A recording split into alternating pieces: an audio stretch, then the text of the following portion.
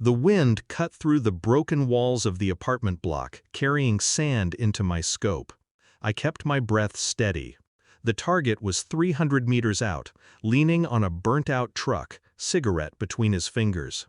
The radio hissed. Not my spotter's voice, a woman. Quiet. Urgent. "Sergeant Hale?" I froze. Only the hospital had my number on this channel. "Your son is in intensive care." My finger tightened on the trigger without meaning to. She kept going. "Your wife's new husband did things to him, unspeakable things." A pause. "The detective won't press charges," she whispered, "because he's the police chief's brother." Her voice was brittle, breaking. "So, you've got to handle this on your own." The crosshairs drifted off the target. My mission here ended the moment she said, "Your son." I handed the rifle to my spotter. No explanation. There's a sound a man makes when something in him dies, but he's still breathing. It isn't loud, it's just final. I booked the first flight out of Aleppo. Not for home, for war, on different soil. Home smelled different, colder. Even the floor creaked like it didn't recognize me anymore. The nurse wasn't exaggerating. My son, Eli, was a shadow in a hospital bed. His voice was gone. His eyes flickered when I entered, then shut. Not fear, shame. My wife wasn't there. Of course she wasn't. She had remarried while I was deployed. Paperwork signed fast, her new life already in motion. She sent me a picture once, her and him, smiling with Eli between them. His hand on my son's shoulder. Now I couldn't unsee it. The detective's handshake was firm, empty. We looked into it. No evidence strong enough. I saw it in his eyes. He wasn't failing. He was protecting. I left without raising my voice. Rage burns fast. But hate? Hate cools. It thinks. On the drive home I passed their house. Lights on in the kitchen. A man's silhouette leaning against the counter, drinking something dark. She moved around him like they'd rehearsed it. My son's broken body.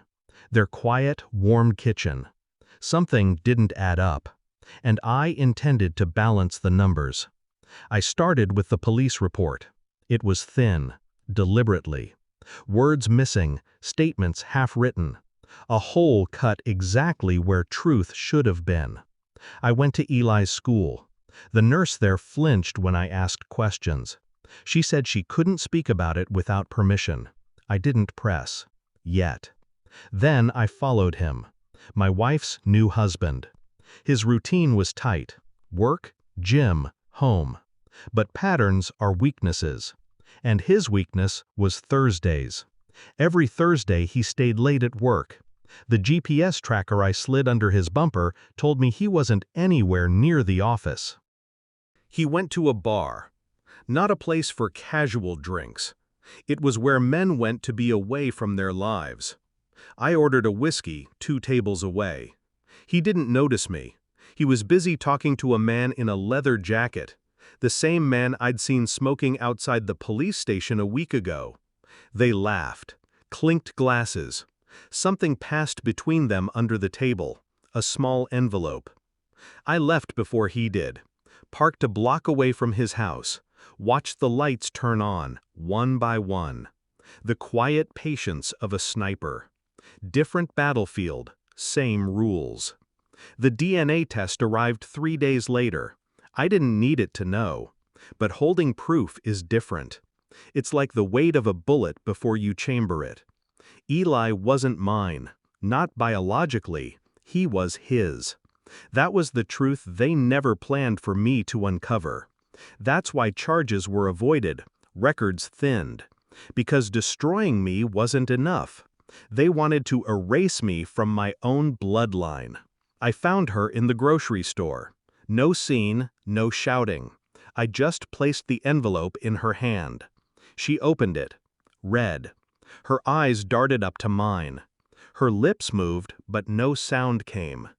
I already knew, I said. It wasn't entirely true, but the way her face drained made it worth the lie. I turned and walked out, left her with the paper, the truth, the silence. That night I visited his bar. He was there, laughing with the leather jacket man. I sat beside him.